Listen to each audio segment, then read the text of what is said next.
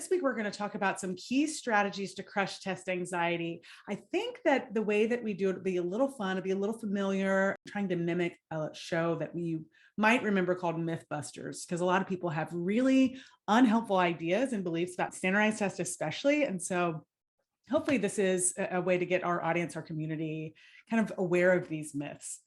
So first, I'll say a little bit about who I am. I am the founder of Test Wolf. I'm a licensed clinical psychologist. I've spent over 15 years obsessed with anxiety and performance anxiety and how people can live lives that are less dominated by worry and threat and panic and all of this sort of things that we call anxiety. And so I'm a licensed clinical psychologist. That little asterisk is there to remind me to tell you that this doesn't count as therapy. Whatever your professional that's close to you has told you about how to manage your anxiety, listen to that professional. This is coaching. Test Wolf gives you expert advice without the mental health therapy relationship. So we're glad to share everything that we know and that expertise, but it's not a therapy relationship. Okay, so I'm an Army veteran. I love this picture from my deployment days. I was very cool flying helicopters in Afghanistan, but this is what my life is a lot like now. I'm bringing you greetings from McKinney, Texas. It's hot, even though I have this sweatshirt on. I'm excited to dive right in to make the most of our time together. Okay, so as I mentioned, maybe the way to do this is to talk about what people believe about standardized testing that might not be true. So welcome, it is Mythbusters Test Wolf style. I'm going to be your host, and we're going to count down the top 4 most harmful, untrue ideas that so-called bad test takers believe. So we'll debunk them together and do a little bit better. Myth number 4 on our countdown is that the SAT and ACT and other standardized tests like the GRE, the LSAT, the GMAT, that these things are just longer versions of the multiple choice test you're used to. This is categorically false for a lot of different reasons. First, no matter how good your school is, your classroom-based multiple choice questions, high school or college, are likely developed and carefully adapted by hand by the instructor. So I've done that. I taught almost 900 college students when I was a graduate student at Florida State. I taught undergraduate classes and abnormal psychology classes, and even a psychology of diversity class. And I made all of those multiple choice tests. I was the one person who was deciding what questions will be asked, in what order, and whether A, B, C, or D is the right answer. That is not a thing for standardized tests. Standardized tests, like all those I just mentioned, have individual questions that are developed in a long, crazy process. It involves a lot of different people.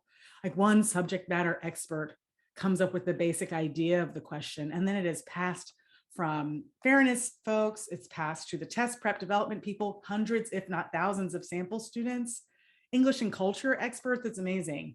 And these statisticians who quantify the relationship between how you might score and your likelihood of getting that particular question right. This is some wonky stuff, but this is what we call differential item functioning. It basically lets people know that one version of the SAT or the ACT is the same as the next version of SAT or ACT. So your one item is going to go through all of these different processes.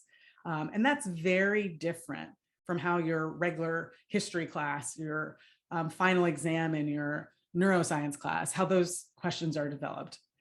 Ultimately, the correct answer for each item, once something is on a multiple choice test, is also randomly assigned by a computer.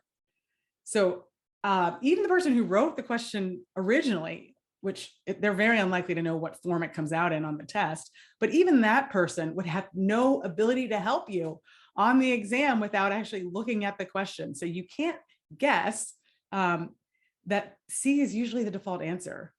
Y'all, I Googled this the other day, and all over the internet, it says C is more likely to be the answer to a multiple choice test. That might be true in high school. That might be true in college classes. It might even be true in some advanced graduate school classes, but it's 100% by design not true for standardized tests. And kind of sometimes we get this question, and I see somebody's dropped into the Q&A now with this question. What do we define as a standardized test? A standardized test is any test that is meant to apply to huge swaths of people, that is made by some sort of central outfit like your state, like the College Board, like the ACT, for broad use. right? It's not meant to measure your subject matter expertise in a course that's been developed for that class. But that's going to get us to one of our other myths. Let's take a moment to talk about some of the nonsense strategies that come from this misinformation. And by the way, a lot of people believe and sort of don't understand the test development process. So don't feel bad about that. You're not alone. But now that you do, you know that C is not the most common answer, right? You know that if B was the answer for the last three, there's no reason why B can't be the answer for the next question, right? There's no rule against that. So don't create that rule for yourself. Same with things like, I haven't chosen a lot of A's, so I'm stuck on this question. I might just choose A. No. You want to use process of elimination to increase your chances based on the information that you have and what you know, not based on these ideas about the test development process or the biases of the test creators. So like this last one, they wouldn't have two questions with the word erudite as the answer, or they wouldn't have two questions focused on this particular formula. Never a rule. Every standardized test also has practice questions built into it, so you can help them develop the next iteration of that test. So they might, right? So treat each question seriously, independently, and don't mind read what's going on with the test developers. Okay, that's our first tip. A lot of stuff in that tip, right? Please drop into the chat if you have any questions, or the Q&A if you have any questions, and we'll certainly get to them. Okay, myth number 3. You can only improve your score by learning more and or reading faster. And this is really close to my heart, right? Because people try so hard to do well, and to see people working harder, not smarter, is really a waste of your time and your talent. And goodness knows everybody's really busy these days. So just cramming all the information you can into your brain, and it only increases your score by a little bit more. My heart goes out to you. Let's fix that. So preparing specific strategies for certain questions, that's the best way, right? It's not actually learning a whole bunch of things. It's learning to approach the test and to execute your strategy when you face the test. So you can't assume that people who are doing well just know more than you. They might be approaching the test with a strategy that informs their decision-making. Really good news if you are a crammer, if you've been spending a lot of time just working really hard and you've been disappointed with your results and starting to get down on yourself, this is good news. The thing to change is your approach. If you know you've got the content and you've been working really hard. So test anxiety will say to you, and I like to characterize anxiety as a person, right? I like to sort of say, here's how she talks to us. Here's what he says to us. Here's what they're telling us about ourselves that isn't true and that is painful, right? So you just need to work harder. When in reality, you need to know a critical number of formulas, amount of vocabulary words, you need to know the basic content. However, to increase your score and manage your time better, you really need to improve that approach to the test. So don't take my word for it. Consider the reality. All the major test prep companies, every single one of them, they teach you content, but they're basically also teaching you different ways of helping you recognize what the question types are and use specific strategies confidently and consistently to efficiently converge on the correct answer. So what does this mean? It means doing that ton of questions without any plan is really unhelpful, especially if you experience test anxiety, because you can't just keep going to more and more questions on the day of. Basically, there's 3 categories of preparation for the test: learning the content, learning the tips and tricks, and then maximizing your performance on test day. When we talk about specific tips and tricks, we're talking about item-specific strategies with a stepwise approach. Jargon, jargon, jargon.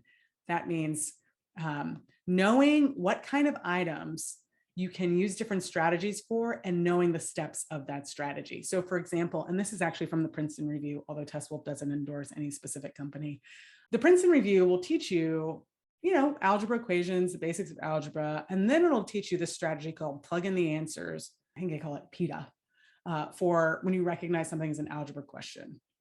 So that means you label the answer choices. This is the steps, this stepwise approach. You can't start in the middle of these steps. You start step 1, label the answer approaches. Start 2, look at the answers and see which one's in the middle. Start 3, look for something in the question that tells you what must happen for the question, the answer to be correct. And then to stop working when you find the right answer. So see how this strategy saves you time, but it also increases the likelihood that you'll get a question correct, and it doesn't have you engaged in this long solving for X and Y and Z when maybe there's a quicker way to converge on an answer. So I don't say this to endorse a specific strategy. And I don't say this because this is the only strategy. There are tons of them. But as long as you have a plan, anxiety can't come along and say, you don't know the answer, you should panic. Anxiety can't come along and say, you can't do this, because you have a plan in your mind. So a lot of these approaches to test anxiety will also help you use overall strategies. So for example, figuring out your own personal order of difficulty, right? Because even on the GRE, which is computer-based and you have increasing high levels of difficulty by each question, even on a GRE, you don't get more points for a harder question, although there are questions that are getting harder and harder and harder. So you have to know which questions on the SAT, when you can move around in the section, and the ACT, where you can move around in the section, which questions are hardest for you so that you can get to as many questions as possible. You use process of elimination, always, always, always on any multiple choice test. This is the thing. Looking for questions or for answers that are wrong instead of answers that are right will get you a long way, and we'll talk back to that anxiety. Also in practice, it's super important to review your mistakes, and you're reviewing your mistakes to figure out what part of the stepwise process you got wrong, not to figure out what additional stuff you need to learn and memorize and work harder on. Okay, this brings us to our number one myth. And if you are on this webinar, if you've joined us at all, it's probably because you've Googled, how can I improve my test scores? What do I do about test anxiety? Something like that. And inevitably, you've been told, you got to get a good night's sleep. And frankly, I think that's gaslighting, right? To say to someone who really cares about something, who's worked really hard, who's really anxious and approaching this event, oh, maybe don't be so anxious. Maybe just take a nap. That's kind of harsh, right? The good news is that it is a myth that you actually have to get a great night's sleep to perform well on a test that's a few hours. In Test Wolf, when you join our program, you'll learn about and you'll be coached to understand how your brain pushes out adrenaline and cortisol and these kinds of things that are stimulating when you're facing this big challenge. And if you don't get a lot of sleep, even that kind of stimulation is enough to get you through a few hours. So it's not likely that you'll be so fatigued that you can't perform. Your brain's going to help you out with that. But the grain of truth is, if you experience chronic sleep deprivation, you can start working on that now instead of relying on your brain to just suddenly want to get 12 hours of sleep the night before your test. Okay, so what else do we do in Test Wolf? Test Wolf is a comprehensive on-demand program that's based on cognitive behavioral therapy strategies. Cognitive behavioral therapy is the gold standard for any kind of anxiety condition. It consists of challenging thoughts related to anxiety and creating behaviors that reduce anxiety in order to make anxiety remit so that you can do the things that you need to do. And this is available to you without a waiting room, without finding a provider, without doing all of that kind of heavy lift that it takes to find therapy, and at a much cheaper cost. Right? The average fee for a therapy session, even if you have a copay, is getting higher and higher if you can find someone. And the cost of what's the average 3 therapy sessions, we give you the full package of cognitive behavioral therapy, and you can whip through it in a day or 2, or you can stay on the schedule that we encourage you to stay on, which is about 3 weeks to complete the full thing. Right now, we have a program available to anyone in the college admissions process. You can go to our website, testwolf.com, and enroll yourself. Get started immediately. If you're in a graduate or professional student role right now and you're facing a test like the GRE or the GMAT or the LSAT or even state bar exams, reach out to us. We can customize a solution for you that will allow you to be independent, take control of test anxiety. So why are we different? First of all, because we don't make you have a waiting room, right? We don't make you get insurance involved. You don't have to do all the things that make finding good care for anxiety problematic, and because we do what works. This is not going to be a relaxation app, okay? This is going to help you make the most of your practice test. This is going to help you use exercises to elevate the anxiety, to challenge it and knock it out. And you can use that for any form of anxiety once you learn it on this test anxiety. So we'll also give you access to my calendar. When we say access to experts, we mean me and my colleagues. To if you get stuck, you can reach out to us. We can hop on a Zoom just like this and have a chat about how to help you get unstuck in challenging anxiety or preparing your practice test to make them useful. So we like to say in Test Swoop all the time, get after it, right? This is not lay back on a couch, talk about sort of what's broken in you. This is energetic, motivational. You can do this. Here's how. We can't do it for you, but here's how you can no fail do it for yourself. So our goal is to empower you with confidence and courage, not just for this thing you're facing now, but for life and for all the challenges you're facing as an ambitious student.